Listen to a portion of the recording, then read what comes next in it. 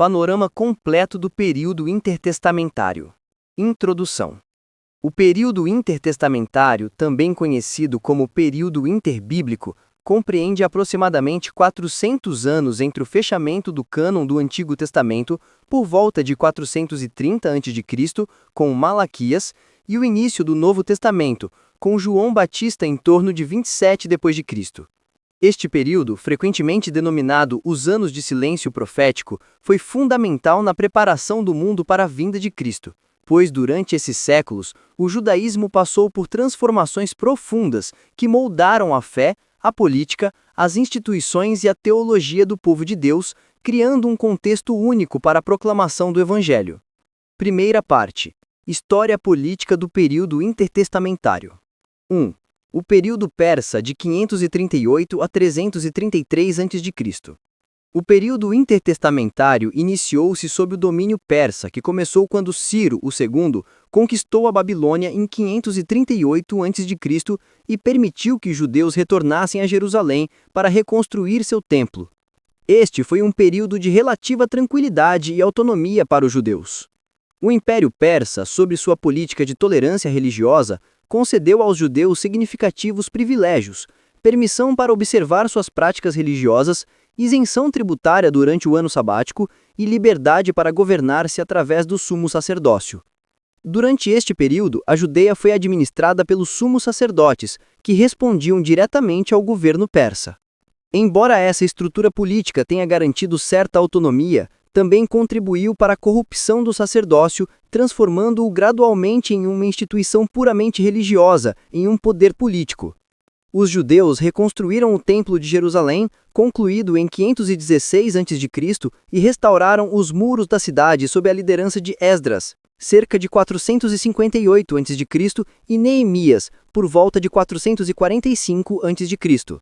Durante o período persa, apesar dos desafios, os judeus permaneceram firmes na sua fé monoteísta e não caíram novamente na idolatria. A providência divina usou o Império Persa para preparar o caminho para a redenção, porém, este período terminou abruptamente com as conquistas de Alexandre Magno, que derrotou os persas e iniciou uma nova era. 2. O período grego, de 333 a 167 a.C. A helenização do mundo. Alexandre Magno, filho de Filipe da Macedônia, ascendeu ao trono em 336 a.C. aos 20 anos. Educado por Aristóteles e inspirado pelos ideais gregos, empreendeu uma série de campanhas militares que derrotaram o Império Persa e estenderam a dominação macedônica do Egito à Índia. Após conquistar Tiro e marchar em direção ao Egito, Alexandre eventualmente chegou à Palestina, onde os judeus o receberam como libertador dos persas. De acordo com o historiador Flávio Joséfo, Alexandre entrou em Jerusalém e foi impressionado pela solenidade da recepção. Os judeus conseguiram manter seus privilégios religiosos sob seu domínio. Mais significativamente, Alexandre implantou a cultura grega em todos os territórios que conquistou. Fundou aproximadamente 70 cidades gregas, sendo Alexandria do Egito a mais importante, que se tornou um grande centro de cultura helênica. A língua grega, conhecida como koiné, tornou-se a língua universal do comércio, diplomacia e literatura. A cultura helenística permeia a sociedade palestina e deixa marcas duradouras na civilização ocidental. Sucessores de Alexandre, Ptolomeus e Seleucidas. Após a morte de Alexandre em 323 a.C., aos 33 anos, seu império foi dividido entre seus generais. Dois desses sucessores têm particular relevância para a história dos judeus: os Ptolomeus, que controlavam o Egito, e os Seleucidas, que governavam a Síria. A Palestina, localizada estrategicamente entre esses dois impérios, tornou-se um palco de disputa política. Os Ptolomeus, Ptolomeu I, também chamado de Sóter, general de Alexandre, apoderou-se da Palestina em 320 a.C. O domínio ptolomaico durou cerca de 122 anos, de 320 a 198 a.C., e foi relativamente benevolente com os judeus.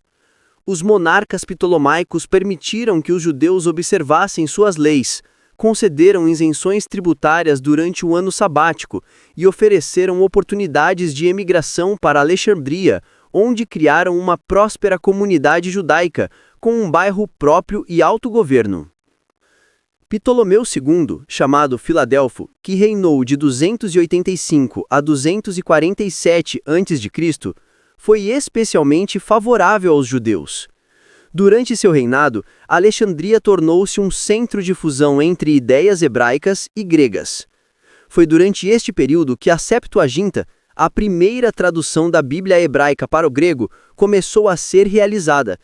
Essa tradução foi essencial para os judeus da diáspora que não mais compreendiam o hebraico, permitindo-lhes manter sua fé ancestral enquanto se integravam à cultura helenística.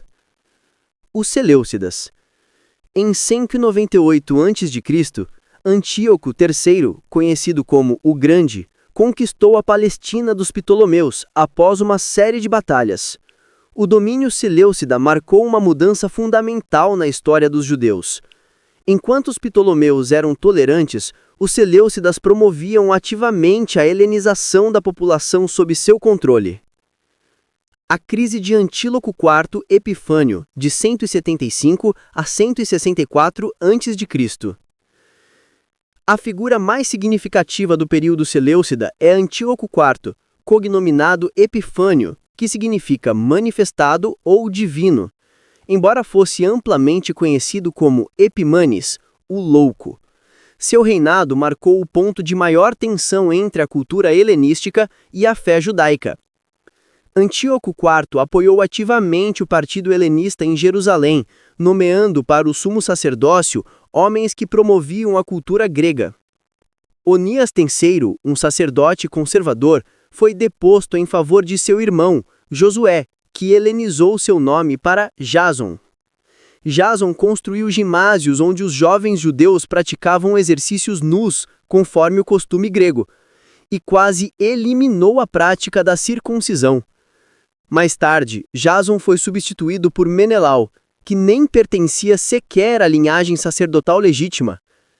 As ações de Antíoco IV escalaram para a perseguição sistemática. Após interpretar uma insurreição em Jerusalém como rebeldia contra seu domínio, Antíoco invadiu a cidade, matando mais de 40.000 pessoas e levando outros ao cativeiro. Mais chocante foi a profanação do templo. Antíoco mandou matar um porco no altar dos sacrifícios e derramou sua carne e sangue pela área sagrada e confiscou aproximadamente 1.800 talentos em tesouros do templo. Em 168, Antíoco Epifânio decretou uniformidade religiosa em todos os seus domínios, proibindo o culto judaico e impondo o paganismo grego. A lei de Moisés foi declarada ilegal. Os judeus foram forçados a comer carne de porco, a mais severa violação possível de suas leis alimentares. Mulheres que circuncidavam seus filhos eram presas e frequentemente executadas. Alguns judeus que se refugiavam em cavernas para observar o sábado foram queimados vivos. O escriba Eleazar, um homem de 90 anos, preferiu o martírio a comer carne de porco, assim como uma mãe e seus 7 filhos, que se tornaram símbolos de fidelidade inabalável à fé cristã. 3. O período Macabeu, de 167 a 63 a.C. A revolta dos Macabeus. A perseguição de Antíoco Epifânio provocou uma das revoltas mais significativas da história judaica. Um sacerdote chamado Matatias, que vivia em Modim, recusou-se a participar de sacrifícios pagãos. Quando um oficial sírio o ameaçou, Matatias matou tanto o oficial quanto um judeu que estava prestes a fazer o sacrifício. Este ato inicial e de resistência incitou a população e marcou o início da revolta. Os 5 filhos de Matatias lideraram a insurreição. O mais famoso foi Judas, apelidado de Macabeu, que pode significar martelo, sobre cuja liderança os judeus conseguiram vitórias impressionantes contra os exércitos sírios muito superiores em número. Em 165 a.C., após 3 anos de campanha, Judas reconquistou Jerusalém, purificou o templo profanado e reiniciou os sacrifícios diários. Este evento é comemorado pelo Festival Judaico de Hanukkah. Estabelecimento da dinastia Asmoneia. Após a morte de Judas em 160 a.C., seus irmãos continuaram a luta. Jonatas e depois Simeão expandiram gradualmente o território judeu e conquistaram maior independência política. Em 142 a.C., Simeão alcançou uma vitória significativa. Os sírios reconheceram a independência judaica. Uma assembleia popular em Jerusalém decretou que Simeão seria etnarca, comandante em chefe e sumo sacerdote hereditário dos judeus. A família de Matatias, conhecida como os Asmoneus ou Hasmonianos, estabeleceu uma dinastia que durou aproximadamente um século. Sob seu governo, a Judéia experimentou um período de expansão territorial, prosperidade econômica e renovação religiosa. A maioria dos Asmoneus serviu simultaneamente como reis e sumos sacerdotes, concentrando o poder temporal e religioso. Jeão Hircano I, que governou de 135 a 106 a.C., filho de Simeão, expandiu as fronteiras de Judá conquistando territórios vizinhos, incluindo a Idumeia. Seus sucessores continuaram essa política expansionista, porém, dentro da comunidade judaica, os Asmoneus enfrentaram oposição crescente. Os fariseus, guardiões das tradições judaicas, consideravam ilegítimo que a liderança política e religiosa residisse em uma única pessoa que não descendesse de Zadok, o sacerdote estabelecido por Salomão. Declínio dos Asmoneus. A dinastia Asmoneia começou a se desintegrar no final do século II a.C., fragmentada por guerras internas e disputas pelo poder. Após a morte de Alexandra, que reinou de 76 a 67 a.C., uma rainha que havia governado com relativa estabilidade, seus filhos Hircano II e Aristóbulo II disputaram o trono. Essas lutas internas enfraqueceram significativamente o Estado judaico e abriram o caminho para uma intervenção externa. 4. O período romano, de 63 a.C. a 70 d.C. A conquista de Pompeu. Em 63 a.C., durante a disputa entre os irmãos Hircano e Aristóbulo, o general romano Pompeu foi chamado para resolver a questão. Pompeu aproveitou a oportunidade para expandir a influência romana no Oriente Médio. Ele conquistou Jerusalém, profanando o templo, embora não levando seus tesouros, conforme respeitava a tradição romana de honrar os santuários religiosos, e reduziu a Judéia a uma província romana subordinada à Síria. Herodes, o Grande, de 37 a 4 a.C. A vida política judaica no período romano foi dominada pela figura de Herodes, apelidado de o Grande. Herodes era idumeu, descendente de povos que haviam sido conquistados e convertidos ao judaísmo por Jeão Hircano I. Como um não-judeu nativo, Herodes era visto com suspeita por muitos judeus, particularmente pelos fariseus. No entanto, Roma o apoiava porque mantinha a ordem e pagava os impostos.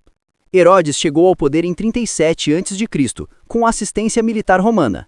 Seu reinado de 33 anos foi marcado por realizações e atrocidades. Por um lado, Herodes realizou notáveis projetos de construção, incluindo a magnífica reconstrução e ampliação do Templo de Jerusalém, que se tornou uma das estruturas mais impressionantes do mundo antigo. Herodes também construiu cidades, fortalezas, aquedutos e outras obras públicas que testemunhavam seu poder e riqueza. Por outro lado, o reinado de Herodes foi marcado por paranoia, conspiração e violência extrema. Frequentemente suspeitava de traições e conspirava contra seus próprios familiares. Herodes matou várias esposas, incluindo a adorada Mariane Asmoneia, bem como diversos filhos. Eliminou sistematicamente os últimos membros da dinastia Asmoneia que poderiam representar uma ameaça ao seu poder. Essa violência familiar é ironicamente registrada em uma história que circulava entre os romanos. Augusto teria preferido ser o porco de Herodes, traduzindo porco como filho em latim, do que seu filho. Apesar de suas crueldades, Herodes trouxe paz relativa e prosperidade à Palestina. Os judeus desfrutavam de certa autonomia religiosa e eram isentos do serviço militar romano. O templo permanecia como o coração da vida religiosa judaica. Foi durante o reinado de Herodes que nasceram João Batista e Jesus de Nazaré. Após Herodes, Arquelau e os procuradores. Após a morte de Herodes em 4 a.C., seu reino foi dividido entre seus filhos. Arquelau recebeu a Judéia, Samaria e Idumeia como etnarca, mas seu governo foi tão turbulento e brutal que em 6 depois de Cristo foi deposto pelo imperador romano Augusto e eximado. A Judéia foi colocada então sob o governo direto de um procurador, um oficial de nível inferior enviado de Roma. Durante o período dos procuradores, de 6 a 66 depois de Cristo, a Judéia experimentou deterioração progressiva. Os procuradores eram frequentemente corruptos e desrespeitosos das sensibilidades religiosas judaicas. Entre eles estava Pôncio Pilatos, que governou de 26 a 36 depois de Cristo, bem conhecido pelos evangelhos como aquele que condenou Jesus. Pilatos cometeu várias violações da santidade de Jerusalém, que enfureciam os judeus, incluindo trazer insígnias imperiais para a cidade sagrada e confiscar dinheiro do tesouro do templo para construir um aqueduto. A carga tributária crescente, tanto para Roma quanto para o templo, criava descontentamento entre a população. Estudiosos estimam que os judeus pagavam entre 30% e 40% de sua renda em impostos combinados, uma taxa extremamente onerosa que levava muitos a empobrecimento. Esse descontentamento seria eventualmente catalisador da Grande Revolta Judaica, de 66 a 73 depois de Cristo, que resultaria na destruição de Jerusalém e do templo pelo general romano Tito. Segunda parte. Seitas político-religiosas. Durante o período intertestamentário, o judaísmo não era um bloco monolítico, mas uma comunidade diversa com várias interpretações e práticas religiosas. Flávio Joséfo, o historiador judaico do século I, identificou 4 principais movimentos religiosos na época de Jesus: fariseus, saduceus, essênios e zelotes. Além desses, havia também os herodianos e grupos marginalizados como publicanos e samaritanos. 1. Os fariseus. Os fariseus, cujo nome significa separados, constituíram o maior grupo de judeus leigos a partir do século II a.C. Originaram-se durante a perseguição de Antíoco Epifânio como guardiões da tradição judaica contra a helenização forçada. Eram descendentes dos Hasidim, os piedosos, aqueles que resistiram fervorosamente ao domínio sírio e se recusaram a adotar práticas pagãs. Os fariseus acreditavam em 2 fontes de revelação divina: a lei escrita, a Torá, os 5 primeiros livros da Bíblia, e a lei oral, ou tradições dos antepassados. Essa lei oral, segundo sua compreensão, havia sido transmitida oralmente desde Moisés através dos profetas até os escribas, e havia sido preservada por sucessivas gerações de mestres. Através dessa dupla fonte de lei, os fariseus buscavam adequar as antigas prescrições divinas às novas realidades do mundo em que viviam. Os fariseus tinham 2 ramos principais em contínua disputa: os separatistas liberais, favoráveis à inovação nas interpretações da lei, e os separatistas conservadores, opostos às influências helenísticas. Apesar dessas diferenças internas, os fariseus compartilhavam crenças comuns que os diferenciavam de outros grupos: crença na imortalidade da alma, na ressurreição futura dos mortos, na existência de anjos e demônios e na providência divina combinada com liberdade humana. Esses princípios, ausentes explicitamente da Torá, refletiam adaptações à teologia contemporânea, provavelmente influenciadas pelo contato com o zoroastrismo persa. No Sinédrio, o Conselho Supremo Judaico, os fariseus exerciam influência através dos escribas, que interpretavam a lei e a aplicavam à vida cotidiana. Embora frequentemente em conflito com os saduceus pelo poder político, os fariseus gozavam de grande popularidade entre o povo comum, que apreciava sua erudição e sua preocupação com questões práticas da religião diária. Os fariseus, após a destruição do templo em 70 d.C., provaram ser notavelmente resilientes. Enquanto o sistema sacrificial do templo havia sido obliterado, os fariseus transformaram-se e reorganizaram-se, contribuindo significativamente para a preservação e evolução do judaísmo rabínico, que caracteriza a religião judaica desde então. 2. Os saduceus. Os saduceus, em contraste com os fariseus, constituíram uma elite aristocrática de sacerdotes, membros de famílias nobres, ricos, cultos e politicamente influentes. O nome provavelmente derivava de Zadok, o sumo sacerdote nomeado por Salomão, ou de Sadek, uma pessoa importante na história judaica inicial, embora essa etimologia continue sendo debatida entre eruditos. Os saduceus aceitavam apenas a lei escrita, isto é, o Pentateuco, e rejeitavam enfaticamente as tradições orais que os fariseus desenvolveram. Eles argumentavam que nenhuma autoridade tinha o poder de aumentar ou diminuir o que Moisés havia prescrito. Consequentemente, os saduceus rejeitavam numerosas doutrinas desenvolvidas posteriormente pelos fariseus. Eles não acreditavam na ressurreição dos mortos, na imortalidade da alma, nem na existência de espíritos ou demônios. Sua teologia era mais sóbria e seus rituais menos elaborados. A vida dos saduceus estava centralizada no Templo de Jerusalém, no culto sacrificial e no sinédrio. Durante o período romano, os saduceus forneciam muitos dos sumos sacerdotes que representavam a nação judaica perante Roma. Essa posição política os levava a adotar uma política de conciliação com o poder imperial, buscando preservar seus privilégios e evitar confrontos que pudessem resultar em represálias romanas. Os saduceus eram menos populares que os fariseus entre a população geral, possivelmente porque suas doutrinas pareciam menos confortantes e porque seu foco no templo e nos sacrifícios os afastava das preocupações diárias do povo comum. Com a destruição do templo em 70 d.C., a razão de ser dos saduceus essencialmente desapareceu, pois seu sistema teológico e prático estava inextricavelmente ligado ao culto sacrificial do templo. 3. Os essênios. Os essênios formavam uma comunidade religiosa única e distinta que se afastou da vida urbana e do sistema do templo. Diferentemente dos fariseus e saduceus, que operavam dentro das estruturas religiosas estabelecidas, os essênios criaram comunidades separadas, particularmente em Qumran, perto do Mar Morto, onde recentemente foram descobertos os manuscritos do Mar Morto.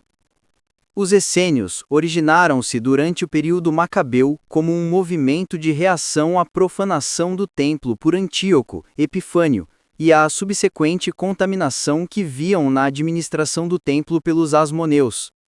Eles acreditavam que o templo havia sido profanado pelo sacerdócio ilegítimo e que um novo templo espiritual precisava ser estabelecido através de suas próprias práticas piedosas e ritual comunitário. A comunidade essênia era extremamente disciplinada e organizada. Viviam sob votos de castidade ou celibato generalizado, simplicidade, comunidade de bens e obediência rigorosa às regras comunitárias. Observavam a lei com um rigor ainda maior que os fariseus, enfatizando pureza ritual, abluções frequentes e observância detalhada das prescrições mosaicas. Acreditavam em anjos, ressurreição futura e esperavam o Messias que viria para redimir Israel. Os essênios esperavam a iminente intervenção divina e o estabelecimento de um novo reino de Deus.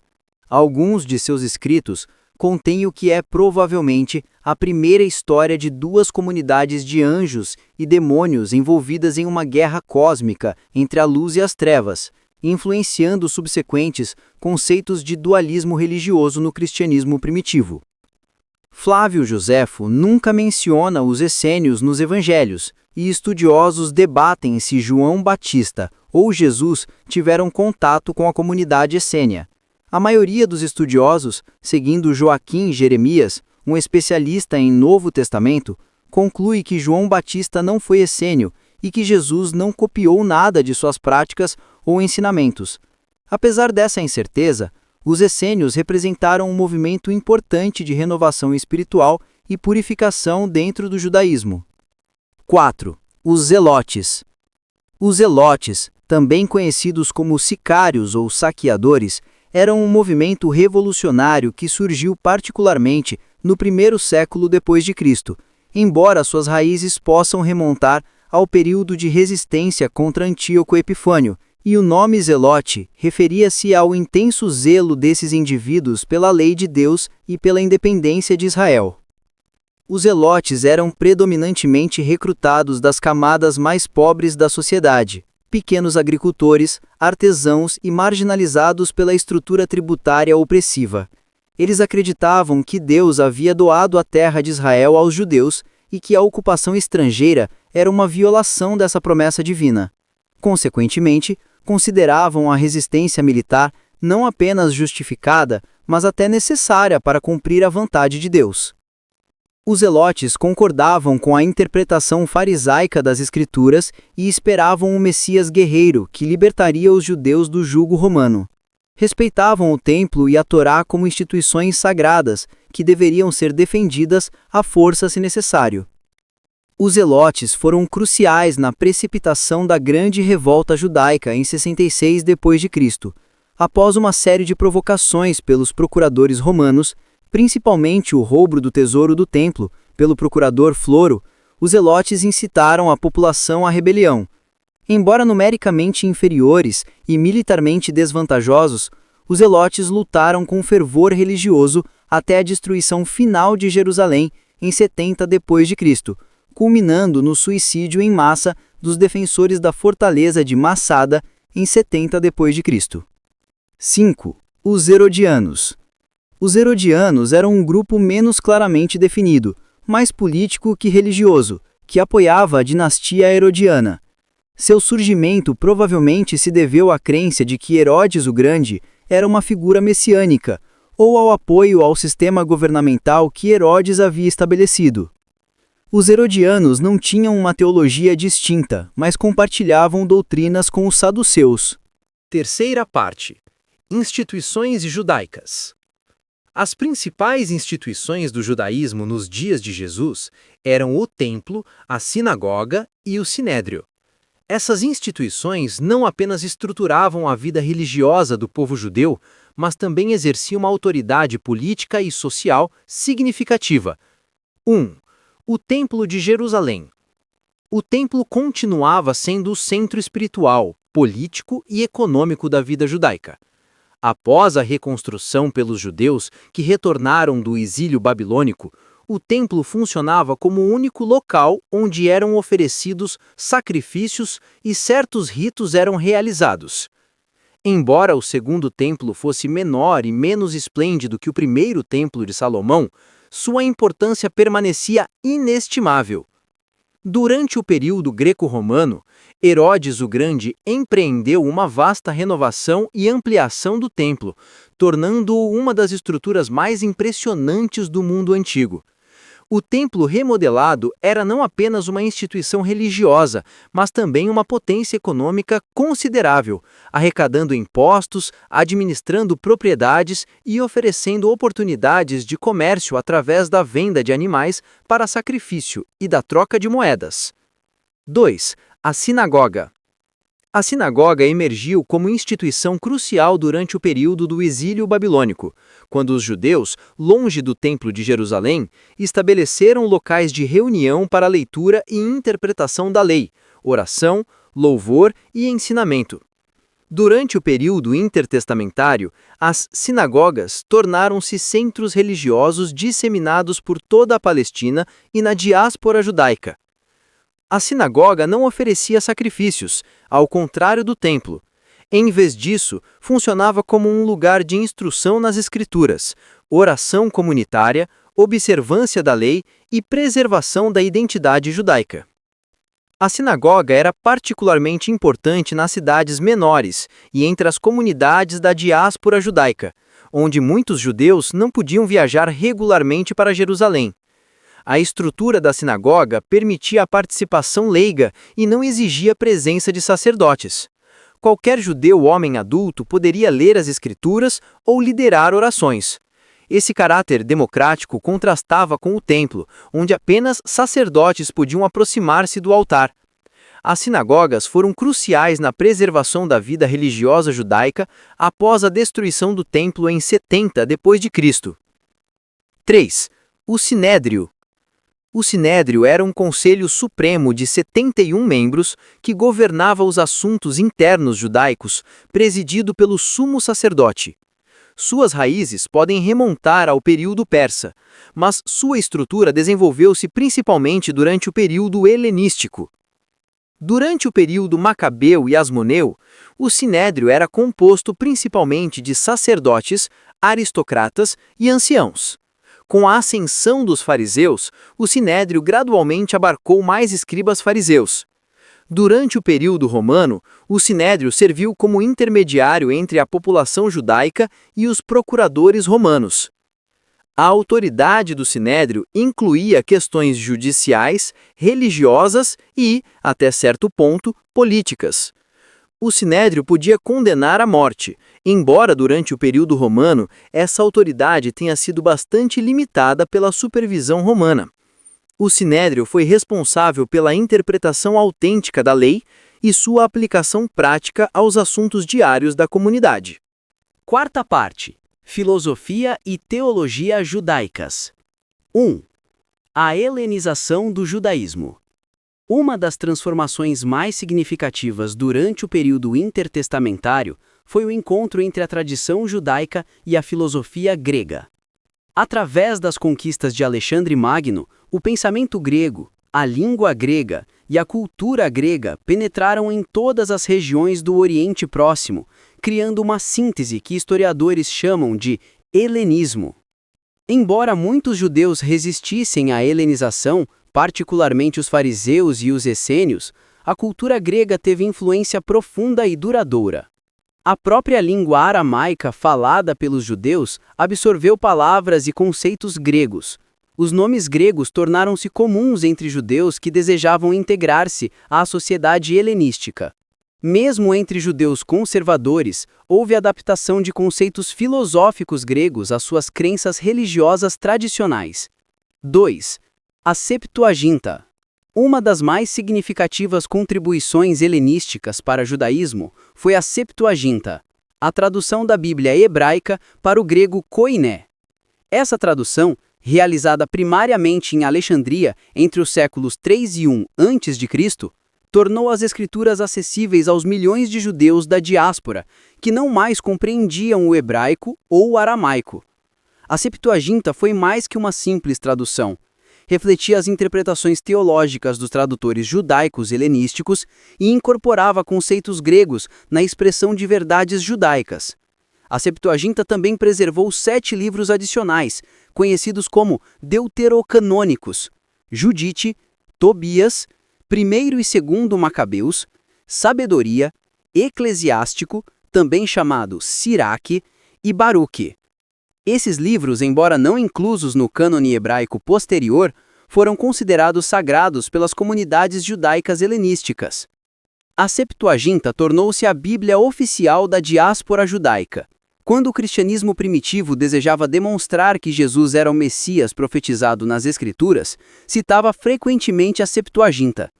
Essa apropriação cristã da Septuaginta levou os judeus, após o século I depois de Cristo, a adotar o texto massorético, a tradição hebraica padronizada, como sua autoridade textual definitiva, criando uma divisão que persistiu através dos séculos. 3. Filo de Alexandria. O exemplo mais conspícuo de helenização judaica foi Filo de Alexandria, que viveu cerca de 20 a.C. a 50 depois de Cristo, um filósofo judeu que viveu em Alexandria durante o auge da comunidade judaica helenística. Filo foi contemporâneo de Paulo e do início do movimento cristão, e sua obra representa o apogeu do sincretismo judaico-helenístico. Filo empreendeu uma tarefa ambiciosa: demonstrar que a revelação bíblica judaica e a filosofia grega não estavam em conflito, mas essencialmente concordavam. Para isso, adotou o método de interpretação alegórica, que havia sido desenvolvido por filósofos gregos para reconciliar textos clássicos com a filosofia contemporânea. Aplicando essa técnica à Bíblia hebraica, Filo argumentava que as histórias dos patriarcas eram representações simbólicas de princípios filosóficos. O pensamento de Filo foi influenciado principalmente pelo platonismo, embora também absorvesse elementos do estoicismo. Filo interpretou a divindade como completamente transcendente e imóvel, apoiando-se em categorias platônicas. Para explicar como um Deus tão remoto poderia interagir com o mundo material imperfeito, Filo desenvolveu a doutrina do Logos, um princípio divino intermediário que servia como agente criativo e racional da divindade.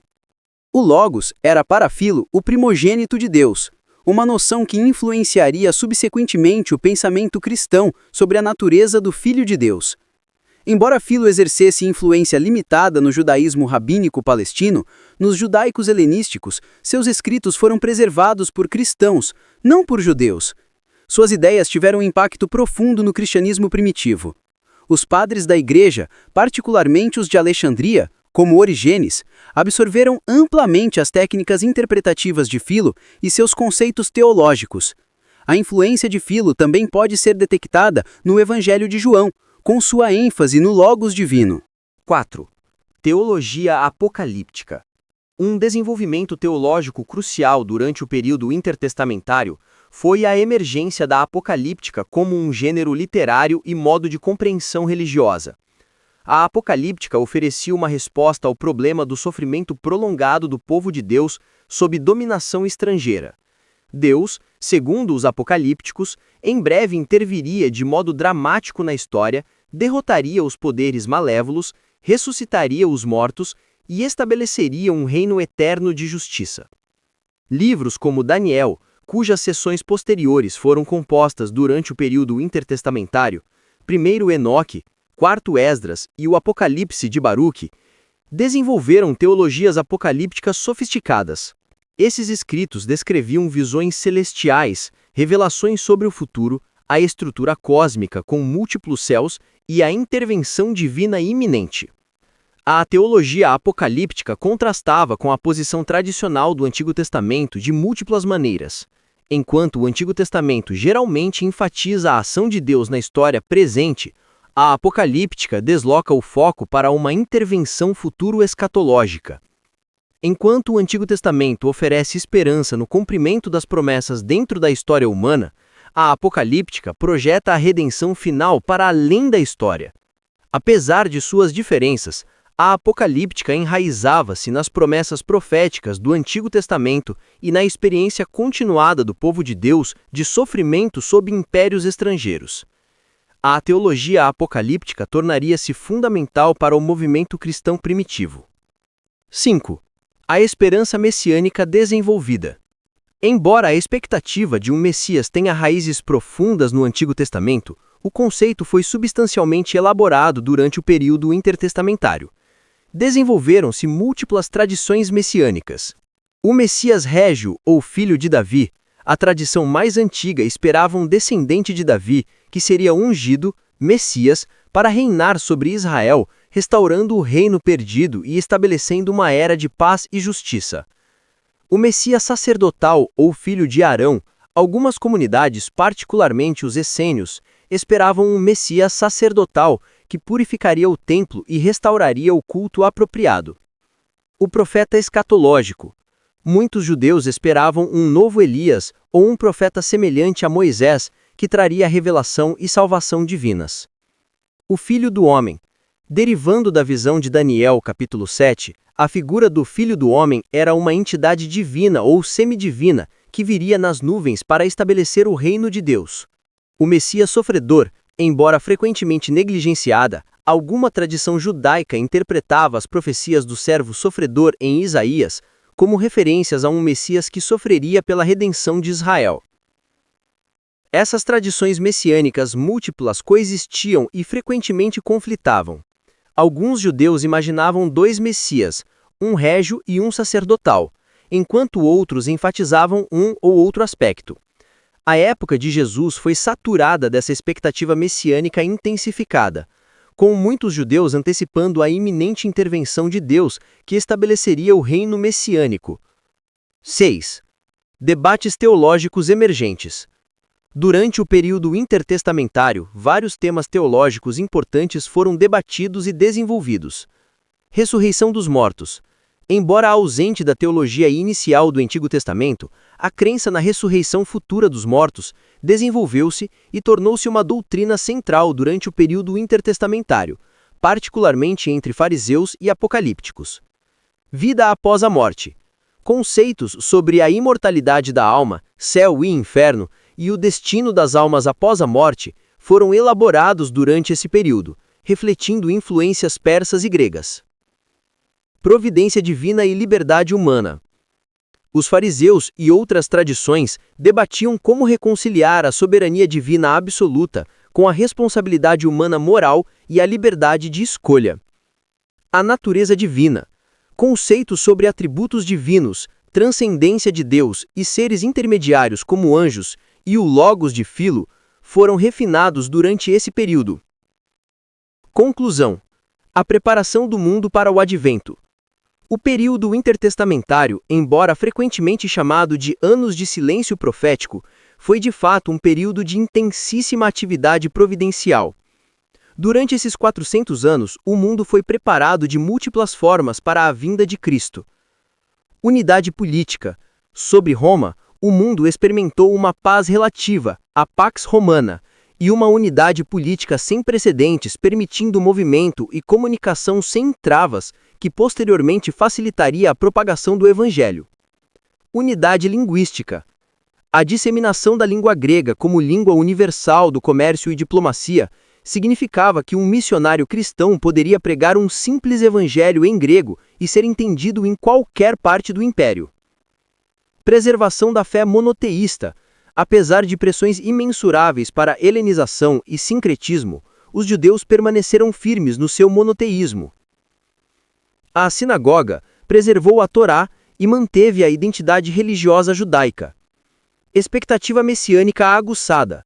Através de séculos de dominação estrangeira, perseguição e esperança frustrada, a expectativa de uma intervenção divina messiânica atingiu um pico próximo aos dias de Jesus. Síntese teológica madura. Através de encontros com o pensamento persa, grego e egípcio, a teologia judaica havia absorvido e processado conceitos sofisticados que forneceriam vocabulário e categorias para a compreensão cristã de Jesus como Logos divino, Filho do Homem e Messias. Literatura preparadora. Os livros apócrifos do período intertestamentário estabeleceram tradições literárias, imaginação religiosa e esperanças que os evangelhos posteriormente reinterpretariam à luz de Jesus.